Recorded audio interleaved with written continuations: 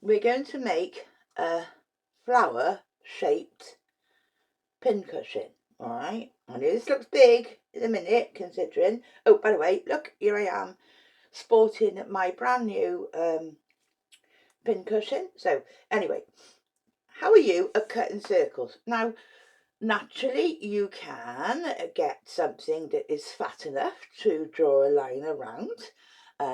You can get a compass and a chalk pen and draw your line and cut that. You can fold a square in 4, pretending this is square now, right? Take a square to the right width, fold it in 4 and then cut your edges like that. You could do that. But, oh, have I got a treat for you. Now, have you ever seen one of these? Yeah? Do you know what that is? Well, I'll tell you. This is actually a circle cutter by OLFA, okay? So here, if I try and get it under the camera so you can see, there, that releases the blade. So I'm just going to put that safety back on, right? This bit has got, if you like, the compass point in it, yeah? And then let me put that back on because I don't want any nasties happening. And then you can go up to 4 and a bit inches. So I think you can do a 9-inch circle with this if you wanted to. I only want to do a 5-inch circle, so I have set this to 2.5. It is in centimeters and it is in inches, so I've set this to 2.5 inches to give me a,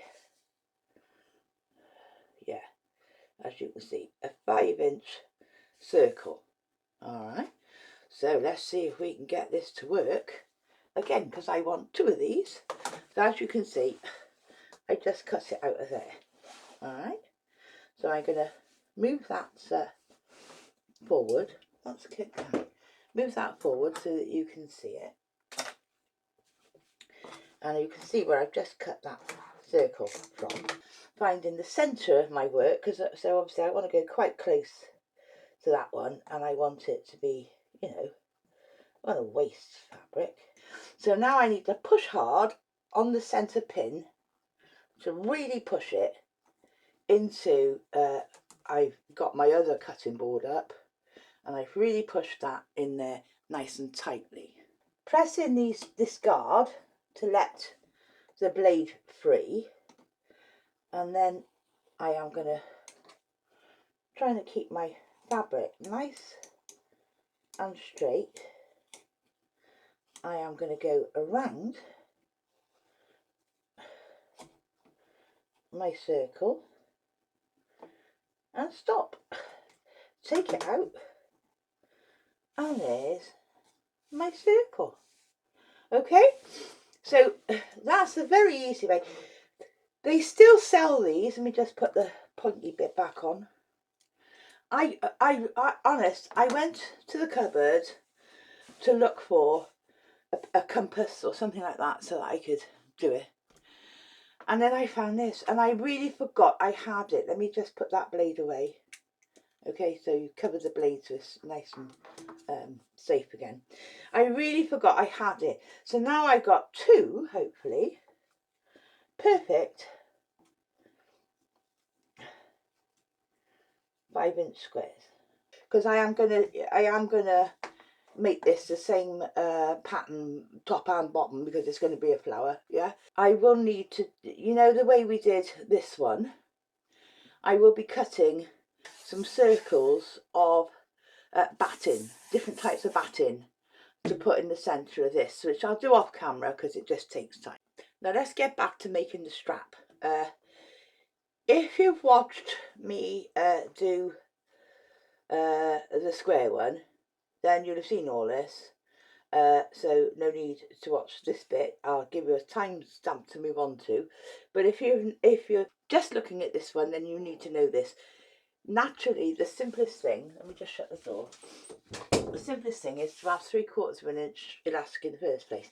This is woven elastic, yeah, so it's not tight. Like if you had ribbed elastic, oh, that's much stronger, yeah. But this is woven elastic, so it's not so tight. I have previously measured my wrist, and I know, I need to sort that out a moment. I know that my wrist measurement is 7.5 for it to sit, not constricting my wrist, right? You know, so it sits nice and flat. Let me just split off that end a moment. But I want it 8 inches, 8 inches, okay, which gives me 1/4 of an inch to overlap, to sew it together. Overlap it by 1/4 inch, it's 1/2 inch bigger, so 1/4 inch each side to sew that together in the end. Okay, so now, but I don't want it to stick, I only want it 3/4, so give me this ruche. So I'm going to get a ruler, and if you bought the right size in the beginning, that's 1 inch, and I gotta be careful now and make sure I've got it all the way down. This is 1.25 inches, this one. So that's 3/4 of an inch. So I've got 1/4 of an inch hanging over. I can cut up my elastic, get rid of that bit, although I suppose I ought to keep it for something, but I'm getting rid of it. And then I need a lighter. Anybody got a lighter? Oh yeah. So now what I need to do, I didn't make that straight, did I? Cool. I don't know, girl. What do you like? Right, so that's a straight edge. And then using a bit of fire, waving it around. Yeah. You can see those bits wither away before you burn it, right? Don't burn it. And if you've got if you are cutting it down like I have just done, then pull away any loose bits of elastic that is not within the weave anymore, and then give that a very, just wave the flame at it. You don't want to go mad, you want to burn it, you want to catch the house on fire. You just do it so quick that it's just allowing the fibres, the nylon fibres, to shrivel. Okay, so now I've got 3/4 inch elastic, bang, at 8 inches. Then we need to take our corresponding fabric that we want to use for the ruched band, yeah, which I'm going to use navy, because believe it or not, that is navy, not black, Sam. That's navy. It's a darker navy than this even, but that is navy on the black of there. If I was to put black with it, you see the difference. Okay, that is navy, right? So I've got to use a bit of navy. So now what I'm going to do is cut myself, and I've learnt now from doing the first one, right, I've worked out my mathematics. You have to take on trust. How do you cut a strip then? Okay, so here we go, 1-on-1 strip cutting. Get rid of that, don't need it. Get my, use this every single day. Right, I get out my Creative Grids Stripology XL ruler and plop it on. Now, I got a very ragged end under here, see? But I only want twice my width of my, twice the length of my 8 inches. So I only want 16 inches. So, but because I know that's a very ragged edge over here, the first thing I'm going to do is cut off on the 0-0 line, is to go through it and to cut off any odd pieces. And I can tell by looking at the odd pieces, yep, now I know I got a perfect straight line down there, yeah? And my line is across the top of my fold, and I've worked out, and doing it a slightly different, whoop, don't move the ruler, girl, doing it a slightly different way than I did on the last one, because on that one I used 2 strips, which means you can use alternative colours, yeah, and they would need to be 1.75 inches wide each, taking into account 2 1/4 inch seams, which is losing an inch. So when you work it out, you're losing 1/2 inch off of one strip, which brings it back down to 1.25, right? So now I'm saying, right, when I'm not going to do that, I'm only going to do one seam. so I'm only losing half an inch. So if I cut my strip at 3 inches, then and lose half an inch, that's 2.5 inches, which doubled over is 1.5 inches, which is where I wanted to get to in the first place. So you have to trust my mathematics on that. So anyway, boom de boom, I cut a 3-inch strip. This is how I do it. And I know you could get an ordinary long ruler and do it, but I tell you what, I've been using this ruler for so long, and I know that it gives me perfect strips, right? So now, ooh, look, I seem to have got rid of all my tattered bit. But all I want now really is if this is 8 inches, then all I really want is 16 inches. So now I can get out a smaller ruler and say, well, from there, put the one at that end. So from there, bring it in camera shot. So from one end to the other end, yeah, I can say, well, where's my 18-inch line? Get a Chaco pen, which you know, it shows up on navy, and say, what? There, my little love is 18, okay? So then I can bring 18, 16. What's she on about? So twice 8 is 16. Where am I going? Twice 8 is 16. There I am. Alright. Nearly cut it wrong, didn't I? So 16 inches, then I can bring down more or less. I can give myself a straight edge. I don't know whether this is on camera. Is it on camera still over here? Bring my cutter down and cut it from there and say, well, that's and I got a bit. Oh look, I got enough to make 2. Right, don't know whether I will, but I am. Right, so that is twice the length of that. Right, okay. Now, depending on what sort of fabric you got, I'm using plain fabric, so it doesn't matter which way up mine goes, but you want your flowers or your pattern on the inside, yeah? So what you need to do is to take, oh yeah, look, take your strip, yeah, and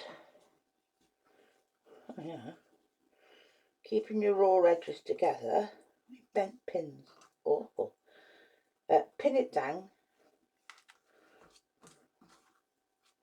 raw edges together, nice pattern inside, because we are going to turn this inside out, yeah, and then I'm just going to move that pin a minute, right, because what I found out through already making one is we can do this both ends now, because I know it's the right ratio, yeah? We can, this is the wrong way out, so we can do it from this side, is turn back about half an inch seam allowance, okay? So you can see, I've just made a cuff, it's coming this way, yeah? And I'll just put a clip in that one. And also, because I know it works now, I can do exactly the same with the other side. Is just give myself half an inch. So I'm already making this a little bit less than twice as long, but that's fine. So about half an inch turnover on that, on the outside, yeah, not in, out. See, there's there and there on the outside, yeah. And I can do my 1/4 inch seam all the way down, all right? So I've just brought this back from the sewing machine, all right? You can't see it this side because I've used navy blue, but if I turn it over, because I'm using white bottom line by Superior Threads, you can see where I've sewn. I've sewn a 1/4 inch all the way along, so that means I've tacked under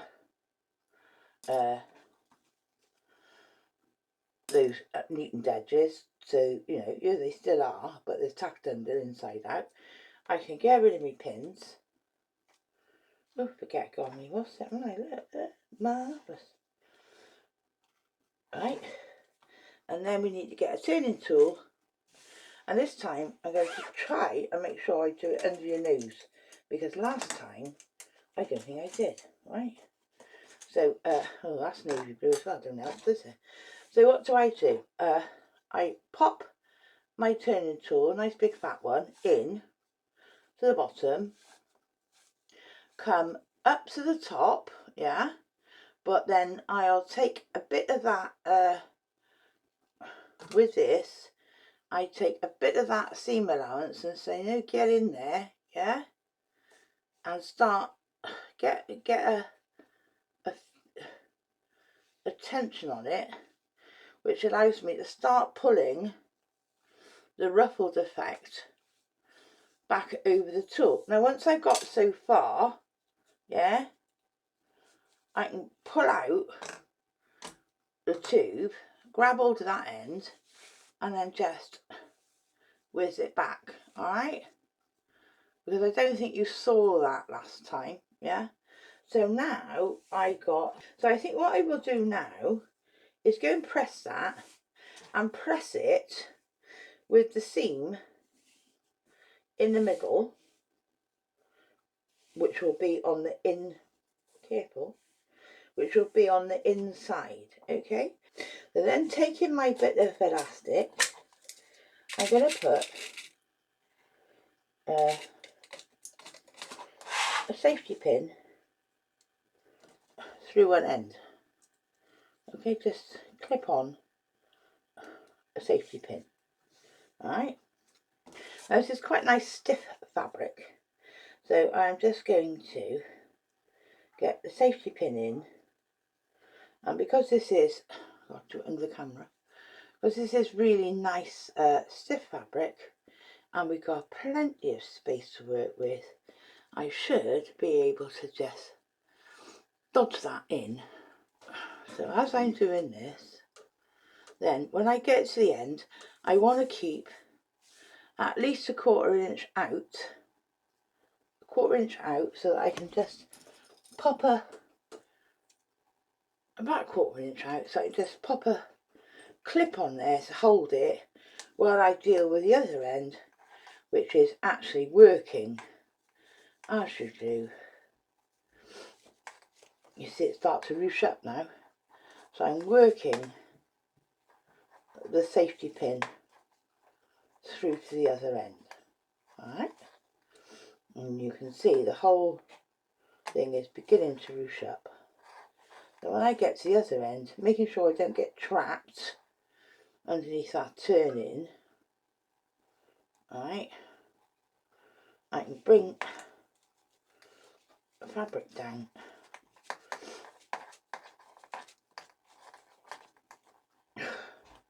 trying to keep me turning down as well, and bring, there we are, that out, right?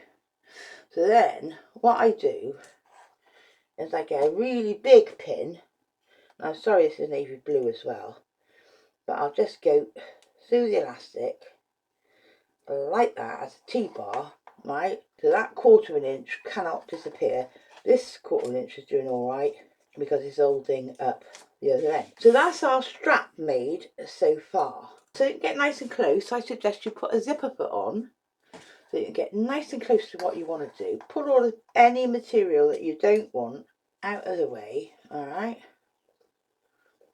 Yeah, because what we're going to do now is take that to the machine, overlap quarter of an inch, overlap quarter of an inch,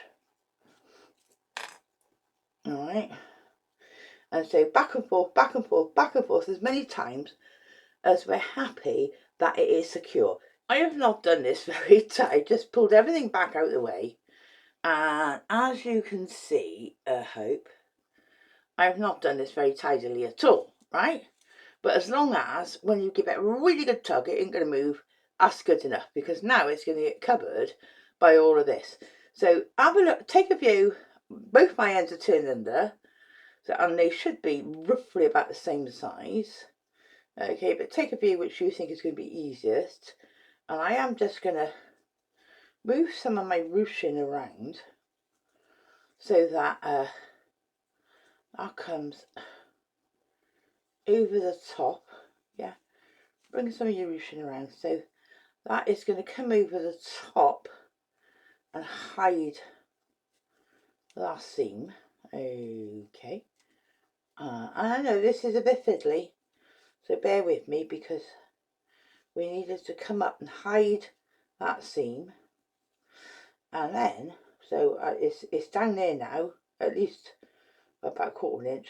Then with the other side, yeah, I'm going to just fold that bit under, so it makes it easier for this pocket, this top, to come down and hide the joint, both sides. Put a clip on. Alright. And now I am going to do an 1/8 inch away from that joint. I am going to go back and forth in navy over the top to seal those two pieces together at the top.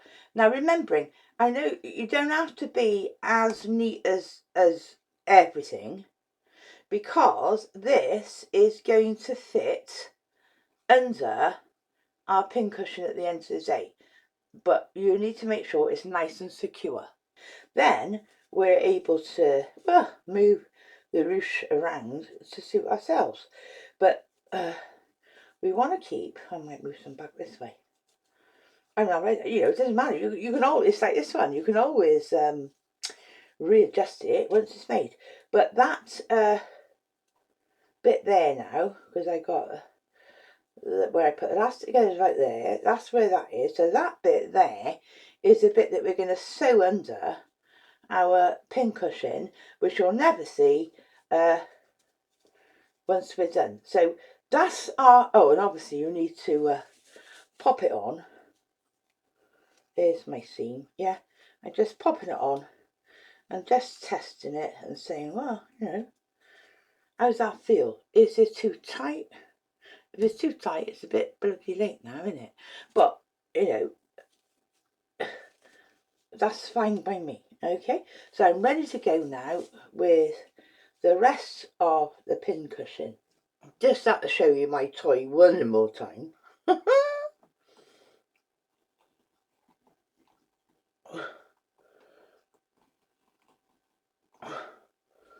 And this is on batting, which is never the easiest thing to cut, is it?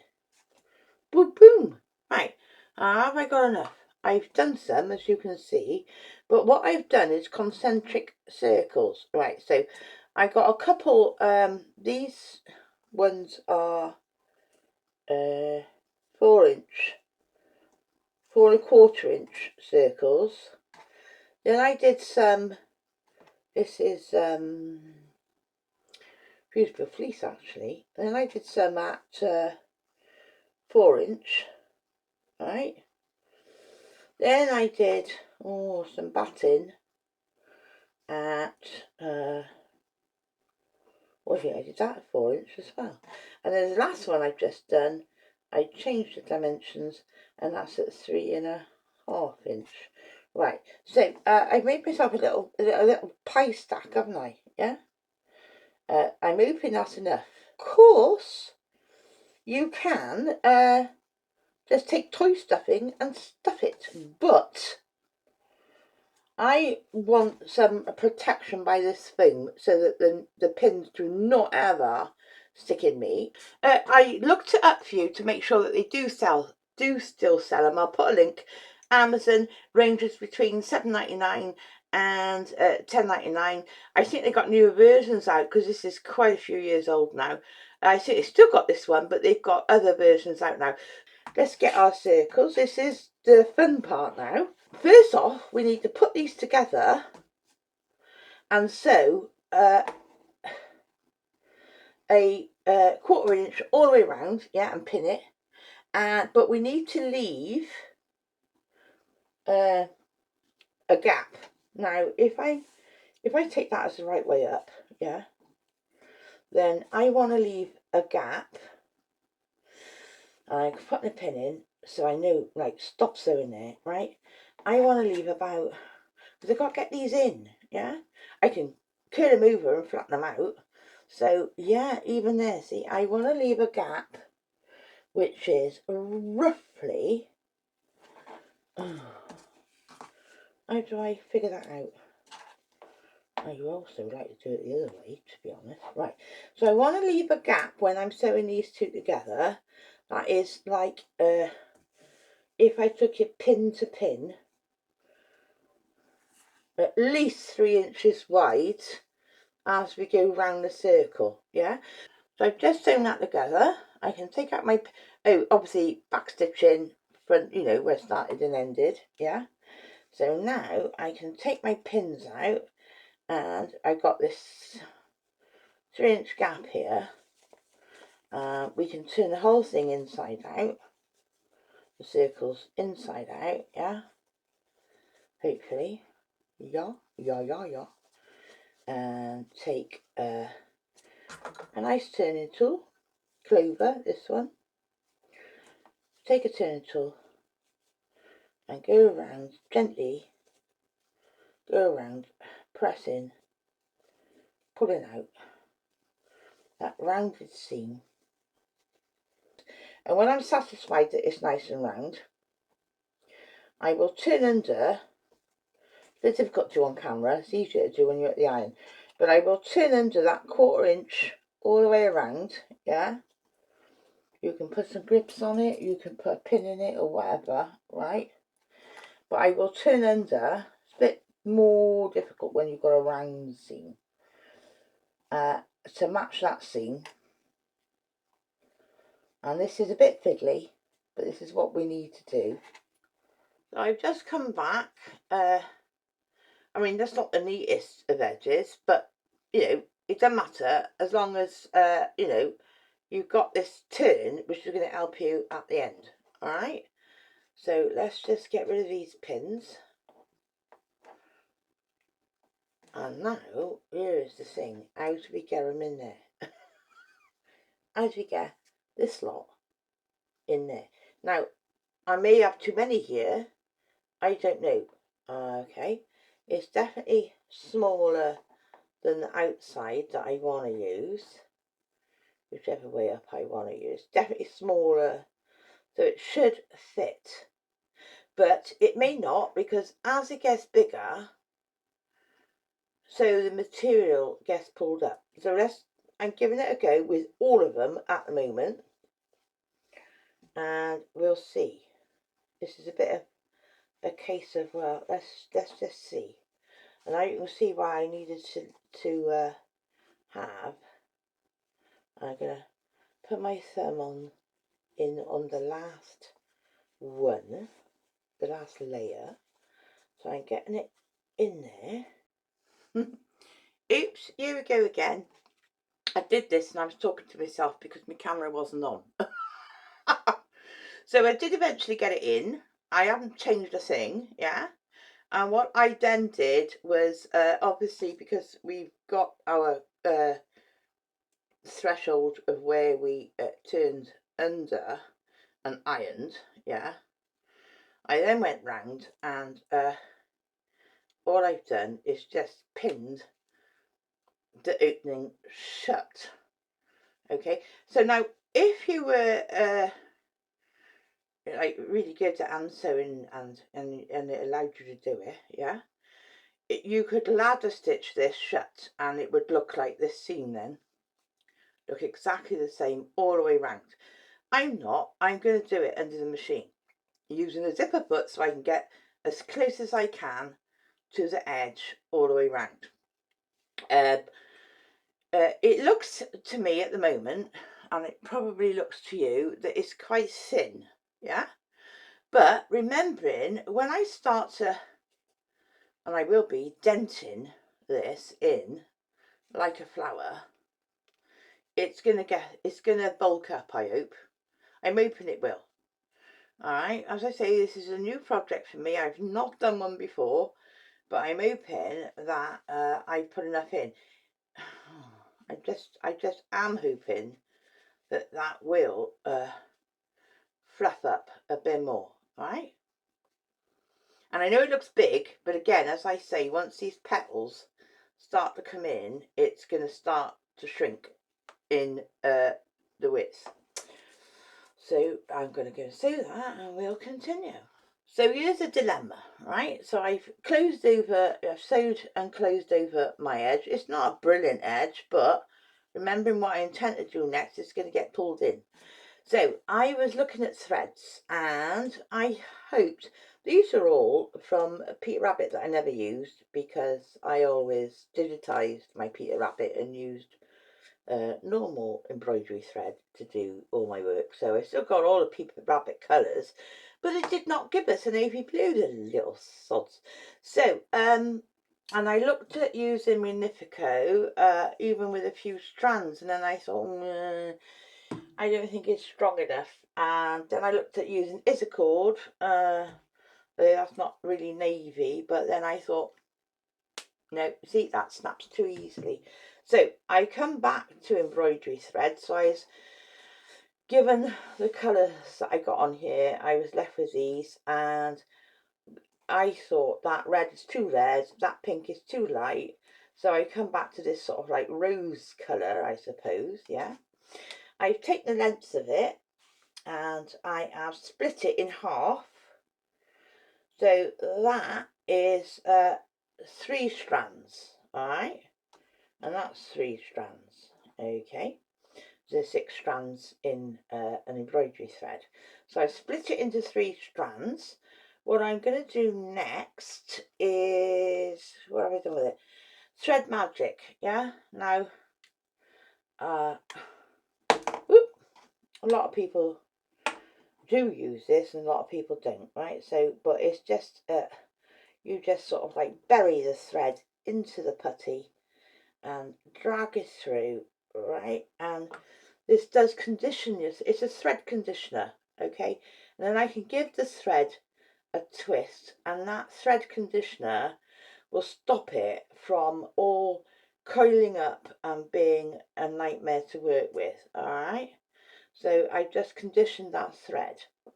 Then I am taking a sewing needle.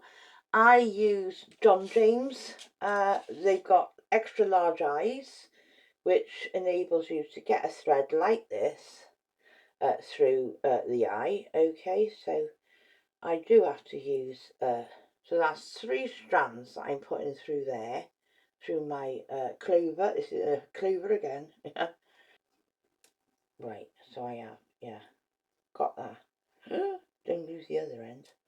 Now I gotta get it out from here. Alright.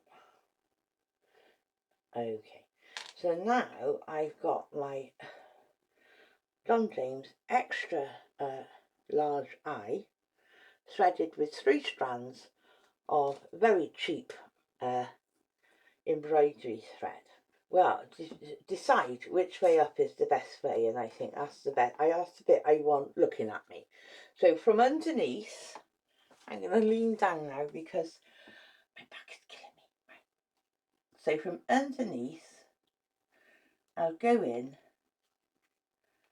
and make, oh, where's my, yes, make a stitch to start. I suppose I could tie a knot. I don't regularly tie knots, but I think maybe in this instance I will. So I'll just tie a quick knot. So there he is. Bring it down. Right, and I can trim off the end later on. So I've tied a knot to give it some leeway, yeah. But then, just to be double sure, because I want this to be nice and tight, I'm going to go in and out again, yeah. And then my usual trick is that when I bring, let me just feather that hoop. When I end up then bringing when I want it to sit the way I want it to sit, I want it to sit that way so you can see it. You bring that hoop. So now I am bringing that hoop smaller, the second stitch, and then I'll go through that loop before I close it off, yeah, holding on to my knot, and make that nice and tight, yeah. So I've knotted it and I've knotted it again, yeah. So now with my I'm hoping that's strong enough. With my needle, I want to come up. I suppose I should mark the centre, shouldn't I? That is my middle. You may not be as fussy as me, but I am, aren't I?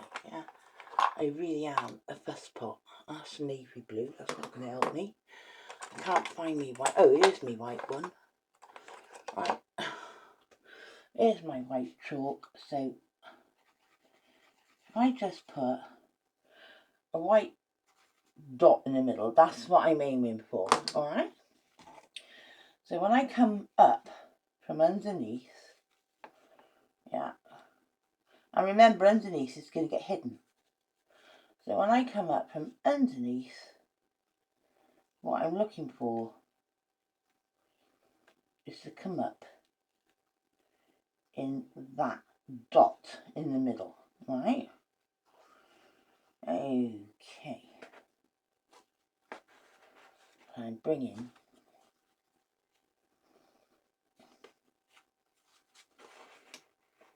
all my thread up, more or less in the centre of that dot.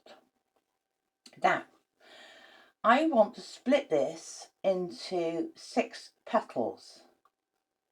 So I think to start off with, well, it doesn't really matter where we go. I wonder if this is going to work.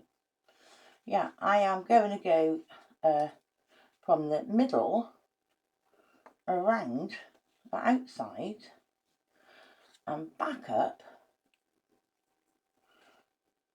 through the centre again. Okay.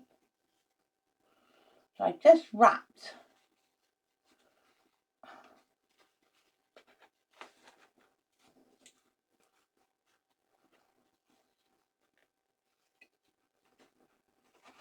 this is why I use thread magic, because things can get nasty, right? Now, having brought that up from the centre, and this is why you want really strong thread, yeah? I want it to bend. I don't want it to make a load of creases, but I want to pull this edge in to make a petal. Alright, can you see what I'm doing? Yeah? So if it starts to go weird on you, there, you need to bend it outwards. Okay. Then, having done that side, I want to wrap it around, keeping the tension on, I want to wrap it around the opposite side and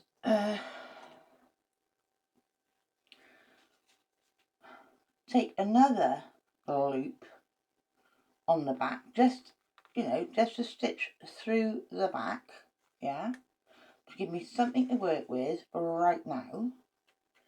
So then I'm pulling, can you see? So now I'm pulling both sides into the middle.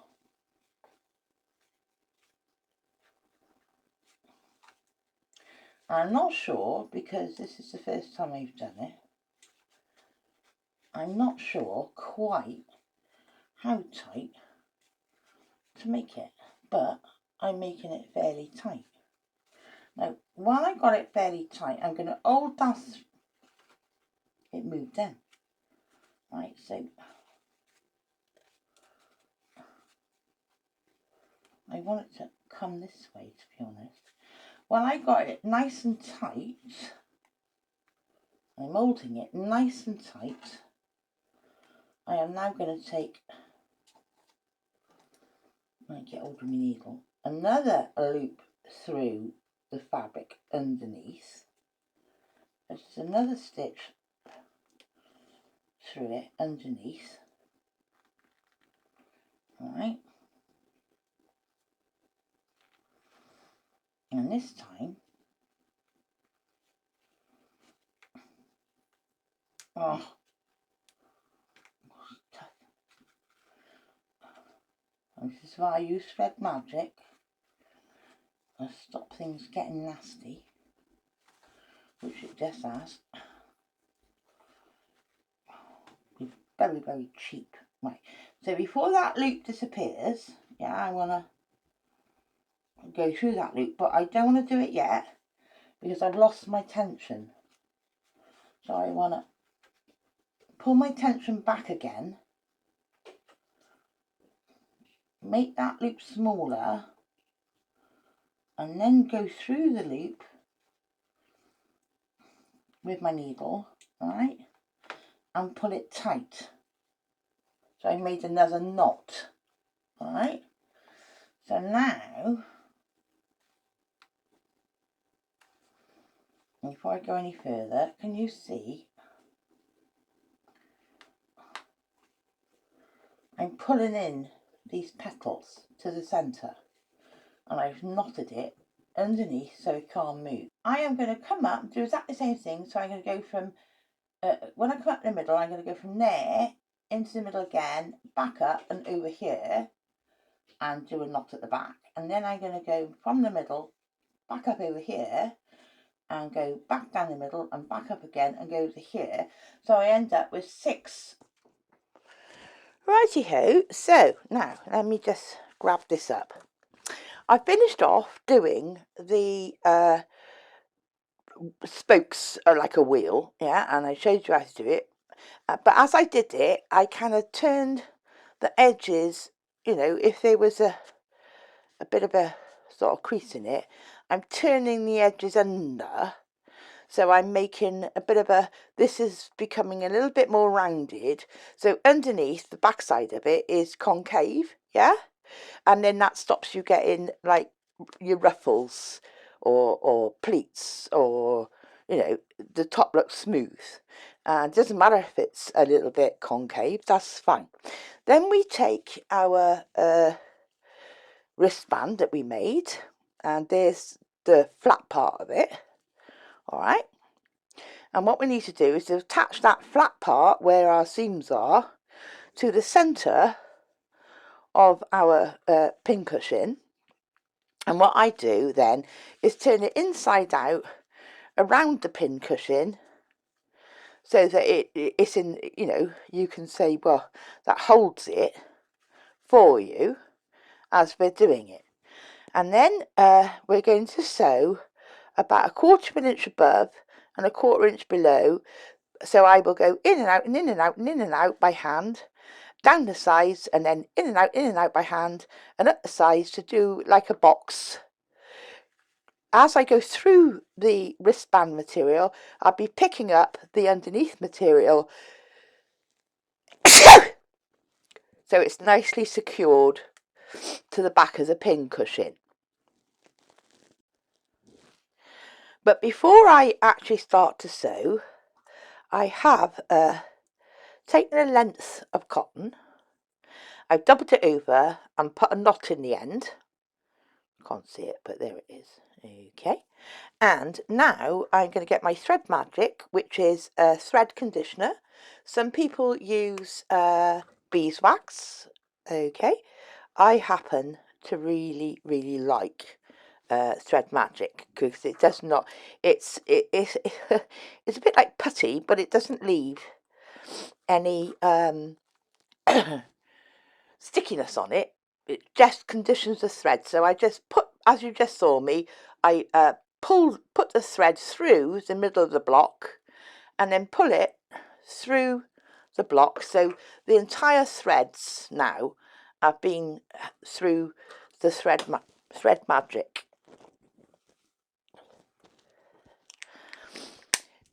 What thread conditioner does, as you can see now, that's laying down quite nice, and if I pick it up and I move it, it doesn't curl into knots or twists, and that's why I do it. So then I'll put my symbol on and off I go. Let's put those away. Right, so I bent my flipping needle. Now I have to be honest and say that even though I had my lovely, this is a lovely symbol, that using my, because we were going through this quite heavy duty woven elastic, yeah, and my hands are not as good as they used to be years ago. When I go for the elastic, yeah, and I'm pushing it down on the surface to get the needle up, I actually do need to go and get a little pair of jewellery pliers to pull the needle as well. So I've bent my needle, but never mind, who cares? So anyway, that's that sewn on now, yeah. So that is lovely and tight. It's not going to come off. So now we can turn everything the right way out, yeah. You can muck about with your ruches if you want. All right, so let's see, what does it look like? Let's plop it on and use it. So there it is on my wrist. Yeah, I think I'm happy with that. So I can find some pins to go in it. Sorry if my hair is getting in the way, but there's some pins that go in it, yeah. So it's a nice little pincushion. Well, it's quite a large pincushion, because I think, well, you know, at the end of the day, at least you won't miss it, will you, when you're popping the pins in. And obviously, even with clips, that's the other thing I was going to say, was, you know, like sometimes we need to use clips if we're using heavier materials or more dense thing. Well, then again, your clips, you know, you got somewhere to stick your clips as well. So it's all on your wrist, which I think is quite a nice little thing. So that's the, I'll have to take a photograph of it in a moment. But that, if I put my hand down, notice I painted my nails. That is my petal shaped pincushion.